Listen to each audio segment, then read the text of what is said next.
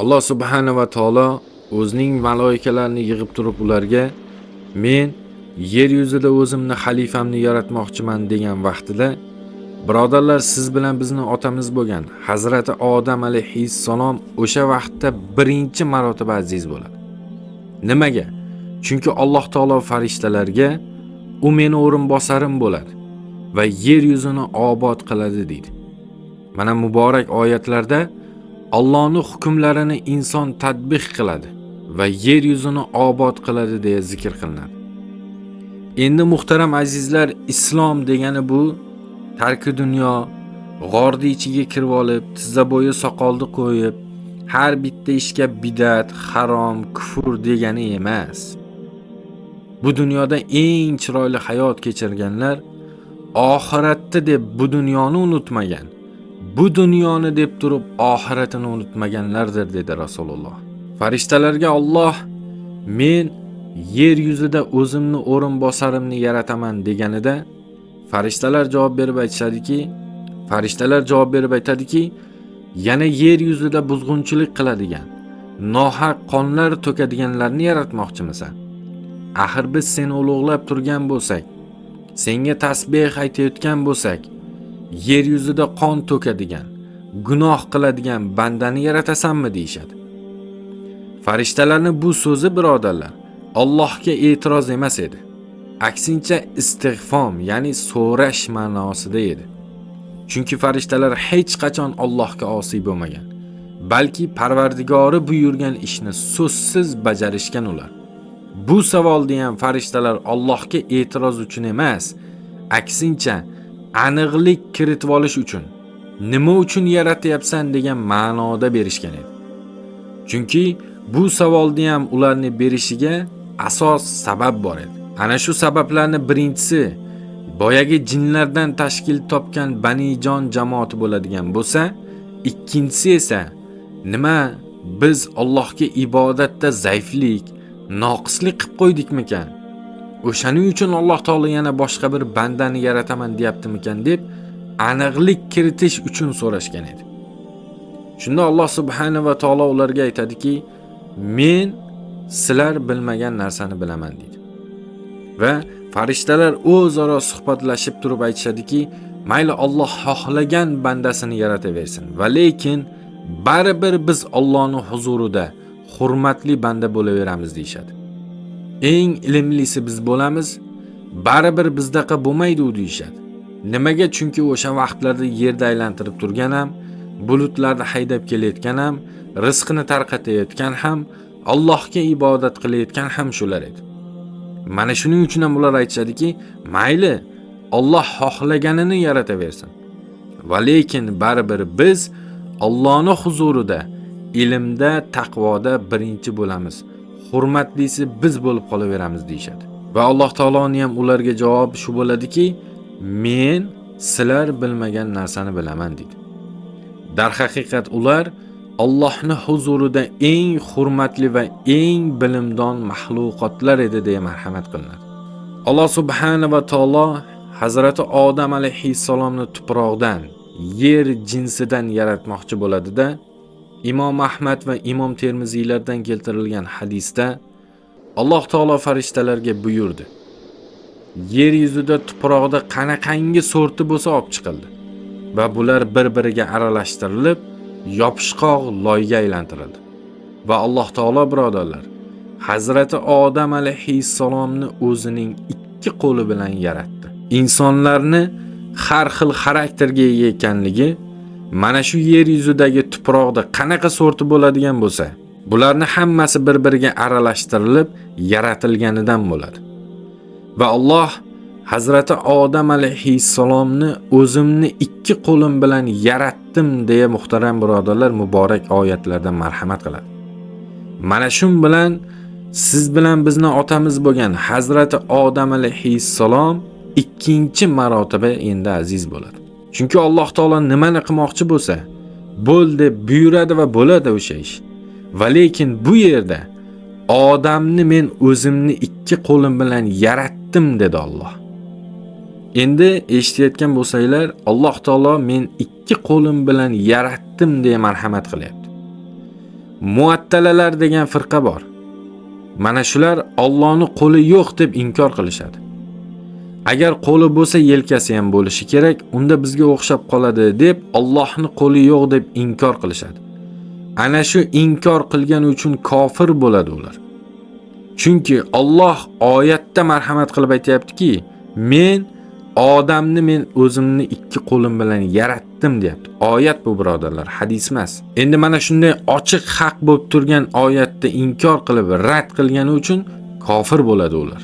Bitta odam namoz o'qimay yursa, o'sha insonga sen kofirsan deyishga hech kimning haqqi yo'q.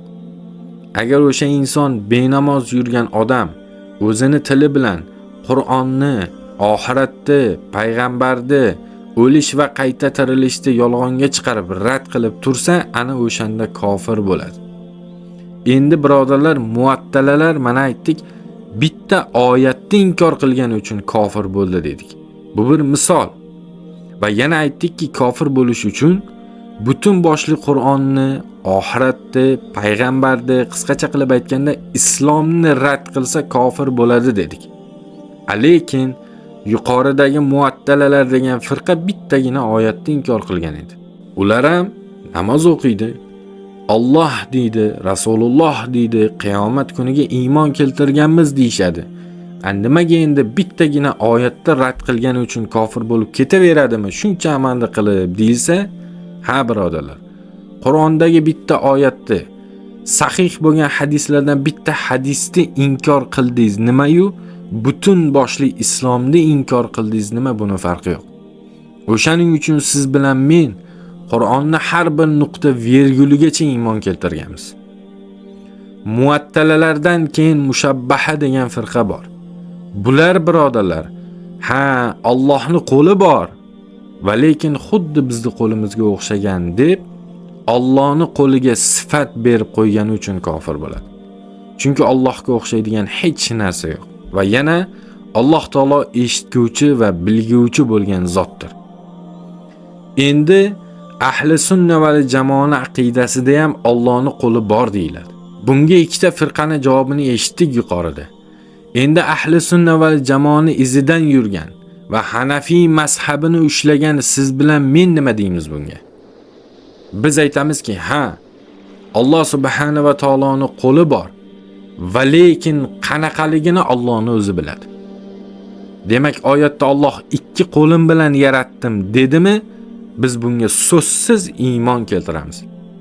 Allohning qo'li qanaqa? Allohning kulishi qanaqa? Allohni eshitishi qanaqa, uni faqat Allohning o'zi biladi. Bizlar bunga so'zsiz iymon keltirib, buyruqlarga itoat etamiz birodarlar. Imom Muslim Ahmadda keltirilgan hadisda Nabiy sallallohu alayhi va sallam marhamat qilib aytadilarki, Alloh subhanahu va taolo Hazrati Odam alayhissalomni bo'yini 60 metr, yelkasini kengligini 7 metr qilib, qurigan, qotgan loy holatiga, timsol haykal holatiga keltirib yasab, o'zi xohlagan muddatcha tashab qo'ydi. Ba'zi hadislarda 40 kun deyiladi, vallohu alam.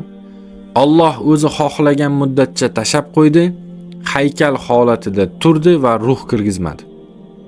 Jannat ahlini ham bo'ylari birodarlar xuddi shunday 60 metrdan bo'ladi. Boyagi Banijon jamoatidan omon qolgan Azozil jiniga Alloh taolo jannatga kirishga ruxsat bergan edi. Ilmda, taqvoda, ibodatda farishta bo'lmasa ham sobit qadam bo'lgani uchun unga jannatga kirish uchun ruxsat bor edi. Va lekin hali iblis layin bo'lmagan edi o'sha vaqtda. Ibn Abbos Tamariydan keltirilgan hadisda Hazrati Odam alayhissalom yaratilgach 40 kun muddatcha ruhsiz holatda turdi. Iblis va farishtalar uni ko'rib qo'rqib ketishdi. Va iblis Hazrati Odam alayhissalomni ruhsiz haykalning yoniga yaqinlashdida, "Kim bu?" dedi. "Nima uchun yaratildi bu?" dedi-da va atrofini bir aylanib tepib ko'rdi uni. Shunda Odam alayhissalomning qornidan ovoz chiqdi. Iblis Hazrati Odamning ichini bo'shligini bilgach, sahih hadislarda keladi, og'zidan kirib orqasidan chiqdi va farishtalarga qarab turib, "Undan qo'rqmanglar" dedi. "Agar Alloh uni menga bo'ysundirib qo'yadigan bo'lsa, men uni yakson qilaman" dedi. Yo'q, agar meni unga bo'ysundiradigan bo'lsa, men unga bo'ysunmayman dedi. So'ngra Alloh azza va jalla Odam alayhissalomga ruh kirgiza boshladi. Oyatlarda zikr qilinadi, qachoniki men odamni yaratib, tekislab, shakllab, unga o'zimni ruhimdan puflab ruh kirgizganimda, unga sajda qilgan holatda yiqilinglar deya Alloh taolo marhamat qiladi azizlar. Mana shun bilan Odam alayhissalom mana endi 3-marotaba aziz bo'ladi. Alloh taolo Odamga o'zimni ruhimdan puflab ruh kirgizdim dedi. Bu bilan Hazrati Odam 3-marotaba aziz bo'ladi. Va har bitta inson bolasidagi ruh Allohni o'zini ruhidan ajrab chiqqan ruh bo'ladi. Shuning uchun har bitta inson farzandi o'lim degan achchiq ne'matni totguvchidir va lekin ruh o'lmaydi birodarlar. Chunki Alloh taoloning o'zi ham o'ldirguvchi hamda qayta tiriltirguvchidir. Odam bolasi o'lgan vaqtida yerdagi yerga kiradi, osmondagi osmonga ko'tarilib ketadi. Ruh o'lmaydi birodarlar. Allohning ruhi bu. Muborak hadislarda keladi, Alloh subhanahu va taolo Hazrati Odamni ruhini boshidan kirgiza boshladi. Va ruh boshdan kirgach eng birinchi bo'lib ko'zi ishladi. Ko'zlari ishlab boshlagandan keyin jannatdagi ne'matlarni, mevalarni ko'rdi. Undan keyin aqli ishlay boshladi va ruh pastga qarab kelganida Hazrati Odam bitta aksirdi. Shunda farishtalar alhamdulillah deng deyishdi. Va Odam alayhissalomni birodarlar eng birinchi bo'lib aytgan so'zi alhamdulillah bo'ldi. Alhamdulillah deyishlik azizlar ibodatlarning ibodati hisoblanadi. Odam alayhissalom alhamdulillah degach Alloh taolo Odamga rahimaka robbuk, Robbingni senga rahmati bo'ldi dedi. Va mana shun bilan birodarlar endi Hazrati Odam 4-marotaba aziz bo'ldi. Odam alayhissalomga kirgizilgan ruh qorniga yetib kelganida uni ko'zlari ishlayotgan edi. Jannatdagi mevalarni ko'rgan edi.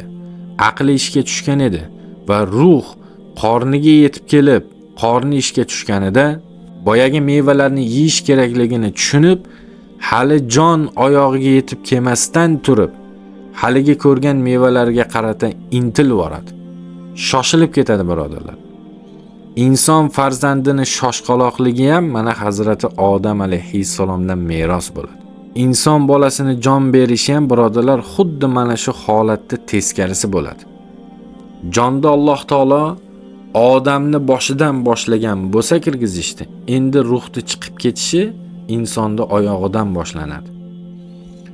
Alloh subhanahu va taolo Odam alayhissalomga jon kirgazib bo'lganidan keyin Hazrati Odamning umurtqasini Alloh taolo o'ng qo'li bilan silaydi.